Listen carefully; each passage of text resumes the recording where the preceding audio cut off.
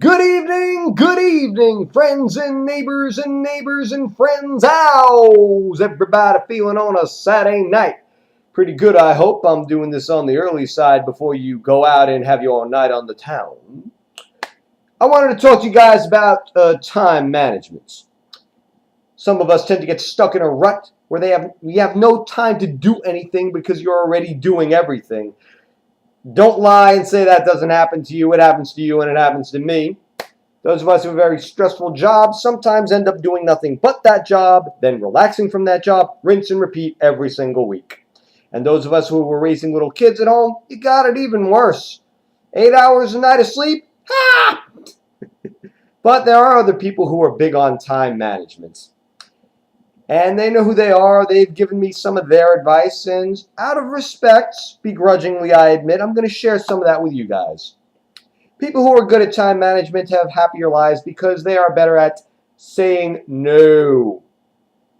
If someone other than their boss or some other authority figure tries to interrupt their work, because those guys have the license to it, everyone else doesn't, they say, not right now. Come back later. Got something to finish. See ya. And if somebody calls them at the last minute with a gotta go here, gotta go there kind of idea, they turn them down. If they've already checked their email, Facebook, Twitter, whatever, they don't check it yet again if it's been less than an hour. See, I can do that too. It's like, nope, gonna put it down. Who's stronger? Me, you, I say me. Down. If they already know there's something that will waste their time, cause unpleasantness, and prevent them from doing exactly what is necessary, they will say, no. And they're also good at prioritizing. If something has a shorter deadline than anything else, it cannot be missed under any circumstances. It gets top billing. Everything else gets placed under it no matter what, listed in descending order of importance and gets handled likewise, unless there is an unavoidable emergency, and I mean unavoidable, nothing on that list gets altered. You see? They also don't leave anything unfinished. Yeah, this can be negotiated a little. If you can't finish everything that you're doing in one sitting, you can have the good grace to stop at a clearly delineated portion of it. A chapter, a break, so you'll know exactly where you left off. Other than symphonies and works of art that were left undone by the composer or the artist, due to their demise, nothing is good enough when it's unfinished.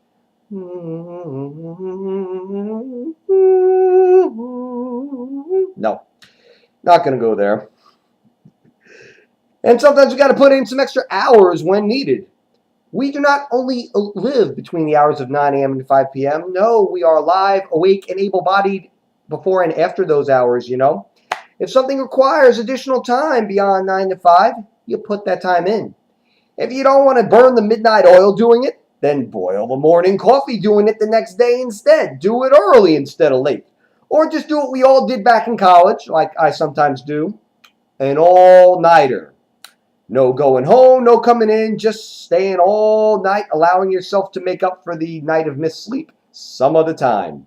We've done it before. We can all do this. I wouldn't recommend doing it all the time because we do still have homes, but you can. What's that you say? You don't want to do it on the all-important weekend because that's your time? Oh, okay. What if you have no plans during that all-important weekend? Do you really need to see who's hosting Saturday Night Live? I don't think so. That show has gone downhill ever since my woman, Kristen Wiig, left. So why bother watching it? Why not just take that extra free time that you're not being paid for someone else's bidding or running some stupid household errand and move a little closer to actualizing the dreams? Could you? I think you could. Oh no, maybe you don't want to because you're a man about town. You've got plans on the weekend. Got to go here, got to there, got to impress some people. So how about right before you go to sleep on a weeknight, before you shuffle away to dreamland, you make the time then to make your dream real. Maybe at the crack of dawn, like I'm saying, before the rest of the world wakes up in the morning, you could wake up and get your stuff done when there are no other distractions. Another thought. Basically, this stuff is another way of claiming your life, your dreams, and your goals for yourself. Not to have everybody else continually and eternally dictating them to you. If you make them matter enough, then nothing is going to shut you down. Not your great Aunt Tilly's 86th birthday party. Not your friend's children's Sunday school graduation. And not even that person at work who's always got a question about something. It's good that they have a question, but please.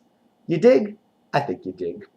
And by the way, without admitting or denying or confirming or rejecting, yours truly may or may not be doing the same thing. I'm just thinking out loud, just making conversation. Just saying.